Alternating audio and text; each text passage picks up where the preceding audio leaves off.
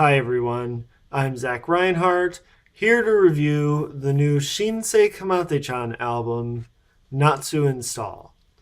Shinsei Kamattechan is a four-piece, kind of experimental, somewhat noisy, indie rock and pop band from Chiba, Japan. They were formed in 2007 and have been fairly prolific since their debut album in 2010, putting out 3 albums in that year alone. Though in recent years they have slowed down to a album every other year kind of schedule. Their early work, especially the album Tsumanne, which is their second album, is, in my opinion, some of the best music that's come out of Japan in recent years. Shinsei Kamattechan has always been one of my favorite bands, just of all time. And Tsumanne is one of those albums that I show to people as an example of, this is why I'm so passionate about listening to music from a whole other country in a language that I can barely understand. Shinsei Kamattechan's sound is that of a rather typical indie rock band, kind of morphed and mutated by these strange effects and electronics that mutated from being fairly accessible and normal and poppy into this kind of indie pop rock electronica like monstrosity. Another big draw for Shinsei Kamattechan is Noko, their singer and guitarist.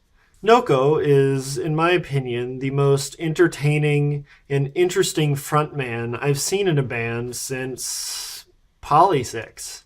His persona that he kind of puts across on his music is confused and deranged and just a little insane, but it's also somewhat childlike, and it's also incredibly sincere and emotional. Their lyrics vacillate between being fairly poetic with a lot of metaphor to being very direct and almost using just incredibly simple chants to get the point across. Noko often explores themes of depression and his problems with society, and he even explores sexuality and gender identity to an extent. He's got a lot of songs about suicide and drugs and feeling worthless, and his somewhat off-tone yells and croons and screams really put that emotion across in his music in an almost palpable sense. Now, after those first 3 albums, Shinsei Kamattechan was doing pretty well for themselves. They were pretty comfortable, and that comfort showed in their music as they didn't really progress their sound at all, and they actually got a little less experimental and a little more clean and poppy. It was clear that Shinsei Kamattechan had found their niche and was sticking to it. And those albums, while not being anything incredible like their early stuff, were still pretty solid, and I still considered Shinsei Kamattechan to be one of my favorite bands. And then 2014 rolled around, and their 6th album, AU Syndrome, came out, and it was gaudy and overprocessed and grating and incredibly synthetic and just soulless. It almost reminded me of the horrible flop of an album, False Priest, by Of Montreal. None of the songs really gripped me at all. The production was just way too sterile, and there was a lot more electronics that were kind of in the foreground of the songs. Noko's performances felt awkward and kind of forced. They didn't really have the same amount of passion that they did on earlier tracks. And as a result, the whole album really just fell apart at all of its seams and was just not very good. And I was afraid that this was the end of Shinsei Kamattechan.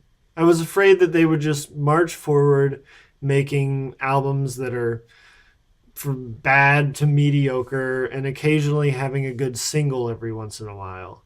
So, leading up to this new album, I was nervous, but they haven't burnt all the goodwill from their earlier records with me yet, and so I had to get it. And I am happy to say that this album is actually pretty solid. The album kicks off with the song Kitto Yoku Sa, which is pretty standard fare for Shinsei Kamattechan. It's fairly poppy. It's still got a little screamy kind of weirdness from Noko. And it's a solid track, but it doesn't really do anything special. But at least it's not this overproduced mess that their last album was. It's actually kind of a good compromise from the poppier production to the sound of Shinsei Kamattechan, which grew up in a very lo-fi recording environment. Then comes the song Boku Blade, which, when I listened to it, I immediately recognized it as being a remake of an older track, but I haven't heard the original track in a very long time. And I was listening to the kind of squealing feedback and fuzzing guitars and the like punky fast pace of the drums and Noko just screaming on the track, and I was like really impressed, like, wow, this is really good. And then I went back and listened to the original track, and the original is like better in every possible way by like huge leaps and bounds. And as a result, this track, this new version of this song, is kind of ruined for me. And that kind of represents my sentiment with the whole album. The tracks here are solid. There isn't any horrible bad tracks or anything like that.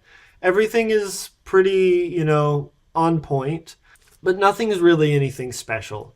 And if you're familiar with Shinsei Kamattechan, you've really kind of already heard these songs before. And in some cases, you've literally already heard these songs before. The song Rickenbacker came out like a year ago, year and a half. And this is just a cleaner, more dime a dozen indie rock version of it. And the song's not bad, but the original's a lot better. And don't get me wrong, there are songs I like on here. I think Tampopo is a really fun song. It has a really pretty violin part to it. The song Drugs Neko is dense and cluttered and electronic and kind of creepy and weird, and it has a lot of that kind of experimental flair that added a lot of flavor to Shinsei Kamattechan's earlier recordings.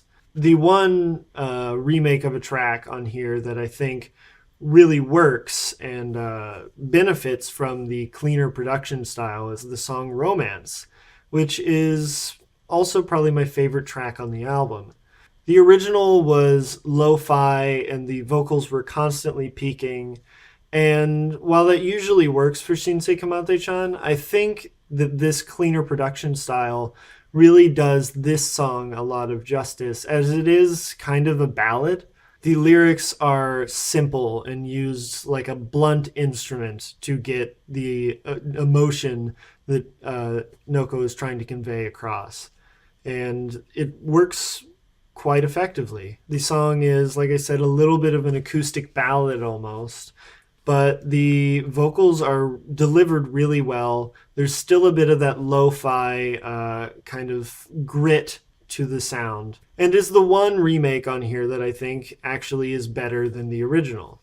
If I had never heard Shinsei Kamattechan before, This album would probably impress me quite a bit, and I would just want to really dig into whatever Shinsei Kamattechan had put out before, and hopefully I wouldn't hit AU Syndrome as my next stop. But coming from the standpoint of a longtime Shinsei Kamattechan fan and somebody who really has analyzed their sound a lot over the years in explaining it to people, um, this just comes off as a little lukewarm to me.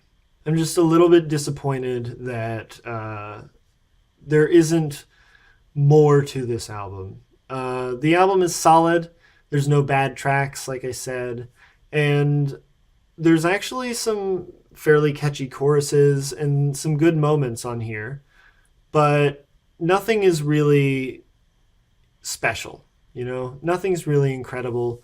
This is all stuff that I've kind of heard before from Shinsei Kamattechan. So I'm feeling a 7 out of 10. If you haven't heard Shinsei Kamattechan before, then yeah, check this guy out. It's pretty solid. And if you like what you hear here, I really recommend you dig into their back catalog. But if you're familiar with Shinsei Kamattechan and have heard all their albums, this is worth listening to. I mean, it's more Shinsei Kamattechan, and that's always at least good. It's good to see that they're still doing stuff. But it's nothing you haven't heard before, and it's nothing super special. So yeah, that's me. New Shinsei Kamattechan album, Natsu install. It's solid. I would say it's solid, but unremarkable. Peace.